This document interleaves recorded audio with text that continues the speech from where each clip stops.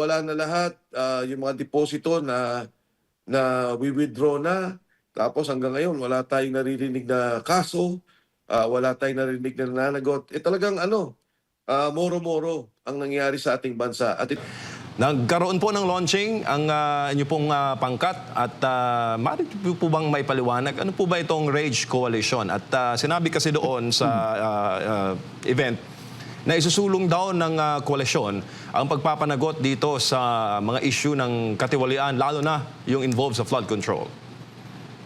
Yes, MJ. Alam mo, MJ, Admar, sa atin lahat po, no, napakaraming organisasyon na sumusuporta sa Pangulong Duterte at partikular, siyempre, kay Vice President Inday Sara Duterte. Noon pa man yan, tumulong na sila nung tumakbo ang Pangulong Duterte, tumakbo ng Vice President si VP Inday. At itong mga grupong to, parang sila, loose coalition. No?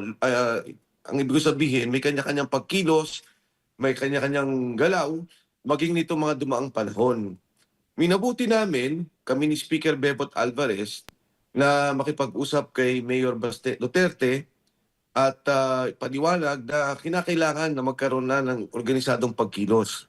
Kinakailangan namin ng isang leader na tumatayong simbolo ng ating ginagawang pagkilos laban sa korupsyon, laban sa nangyayaring katiwalian, yung patuloy na investigasyon, no, na ginagawa nila dito noon sa ICI at ngayon patuloy pa rin sa Blue Ribbon.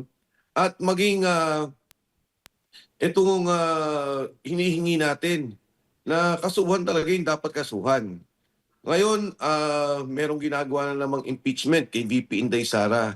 So, sinasabi nga namin, magkaisa na kami, isang pagkilos, isang galaw, isang direksyon, at yung paghiwalay-hiwalay na pagkilos ng iba't ibang grupo, magkaroon talaga ng focus, magkaroon ng pagkakaisa. Mabuti naman at ang ating Mayor Baste Duterte, walang dalawang salita na tinanggap niya yung ganitong pagkakaisa, tinanggap niya yung liderato na hindi lamang siya mamumuno sa Davao na siya ngayon ang mayor, kundi sa lahat ng mga partido, mga organisasyon sa buong sambayan ng Pilipino. Kaya ito na i-launch yung Rage Coalition at siya ang tumatayo namin leader. At ang kinatawan naman o ang kanyang grupo ay ang PDP Laban na siya ngayon ang presidente. Ako, MJ Admar, ang Secretary General ng Reform PH Party. Ang aming chairman ay si Gringo Honasan. At si Speaker Bebot Alvarez naman ang pinuno o pamahala ng Partido Reforma. Kaya ang tatlong partidong yan, nagkaisa, nagpirmahan. At sa ilalim niyan ay kasapi namin o kasama namin ang iba't ibang grupo katulad ng Maisug, katulad ng PANA, yung Alliance for Accountability na pangungunan naman ni Secretary Esperon. Nandyan din ng Kampilan, kasama sila Eric, no? So ito yung mga grupo na ibinuo para dyan sa pagkakaisang yan. Opo, sir, ano po ang aasahan ng taong bayan sa bagong buong koalisyon? Kasi marami po kasing mga pangkat at mga grupo na hanggang launching lang. Wala namang follow-up na mga ganap. Tsaka kasi taong bayan naghahanap ngayon ng avenue at ng mga masasandalang personalidad at pangkat para po i-voice out ng kanilang hinaing dito po sa mga nangyayari sa kasalukuyang pamahalaan. Tama yan, MJ. Alam mo, ang aming grupo naman, tuloy-tuloy na kumikilos nga eh. Ang katulad na nabanggit ko, nangyayari nga, hiwa-hiwalay pa nga yung aming pagkilos kung minsan hindi kami nagkakaroon ng koordinasyon. Pero sa akin palagay, no, kung galaw lang naman o pagkilos, dire-diretso yung aming pagkilos. Katulad sa ngayon, kahapon galing ako dyan sa Luneta, yung grupo ng mga Batanggenyo na pinangungunahan ni Congressman Leon Liviste, na itong mga magsasaka natin, manggagawa mula Batangas, ang kahilingan ay ibaba ang implementasyon ng VAT. Yung kanilang hiling 12% o 10% na lang. Ang Maisog naman hanggang sa ngayon ay patuloy na kumikilos sa Korte Suprema. Kaya ito'y magkakaroon kami ng pagkakaisa, pag-uusap sa mga darating na pagkilos namin. Particular dito, MJ, yung di ba nandyan ngayon ang impeachment hearing. Dapat nga may pagkilos kami na gagawin pero aayusin pa namin para kami pumunta dito sa Kongreso. Pero yun nga, sa ngayon wala namang grupo o hindi naman pa pumupunta si VP Inday Sara. Pero baka ngayong araw lang o bukas ay mabubuo na namin yung mga koordinasyon. Hindi na naman to pagkilos, MJ. Meron na gumagawang pagkilos, yung koordinasyon na lang para kami makapagtulong-tulong at mabigyan ng suporta ang pagkilos ng bawat isa sa amin. Opo, mayroon kasi mga komento, Kong Mike, na naghahanda na raw ang kampo ng mga Duterte sa worst case scenario in case na mapa-impeach o magkaroon ng conviction sa Senate Impeachment Court. Kung aabot man tayo doon sa story na yon, para po sa 2028, ang plan B daw ay si Mayor Baste. Anong masasabi mo doon, sir? Tinawag nilang worst case scenario. Alam mo, uunahin ko muna, MJ, yung sinasabi nilang politika. Ang unang nagkakaroon ng politika ay ang administrasyon. Yung pagtanggal nila kay VP Inday Sara, imbis na tutukan nila yung problema sa krisis, tutukan nila yung problema sa gutom, tutukan nila yung problema sa pagtaas ng presyo ng krudo at pagtaas ng presyo ng bilihin, ang tinututukan nila yung impeachment ni Inday Sara. Kaya sila ang nauna dyan sa politika. Ngayon, binabanggit mo ngayon, MJ, kung magsakali daw na matanggal si VP Inday Sara ay nakahanda na andito si Mayor Baste Duterte. Totoo po yan. Andyan po kami at sinasabi na namin sa kanila, huwag kayong pakasiguro. Huwag niyong isipin na pagka natanggal nyo sa impeachment si VP Inday Sara ay tapos na ang mga Duterte. Tapos na ang inyong pananagutan. Tapos na yung takot nila na baka balikan sila doon sa mga ninakaw nilang pera ay mawala na. Hindi po. Nandiyan po si Mayor Baste Duterte at kung papakinggan mo, MJ Admar, nagulat ako Dahil lang sabi nila, ipikit mo yung mata, pakinggan mo si Baste Duterte.